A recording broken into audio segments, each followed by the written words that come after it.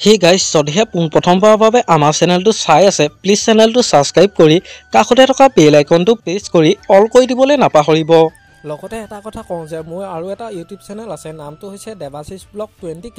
আপোনালোকে যদি চাব বিচাৰে ডেছক্ৰিপশ্যনৰ লিংক দিয়া আছে, এবাৰ গৈ চাই ল'ব। কিয় বিবাহ বিচ্ছেদ হ'ল অসমৰ জনপ্ৰিয় অভিনেত্ৰীগৰাকী?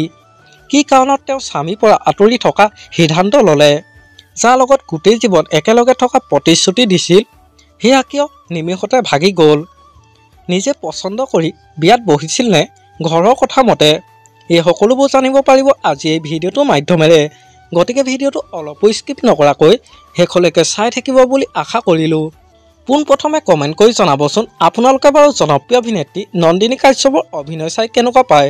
জনপ্ৰিয় অভিনেত্ৰী নন্দিনী কাশ্যপৰ বিবাহ বিচ্ছেদ হ'ল। দুয়ো যুগ্ম জীৱনৰ পাতনি মেলিছিল যদিও তেওঁলোকৰ সংসাৰখন চিৰস্থায়ী নহ'ল।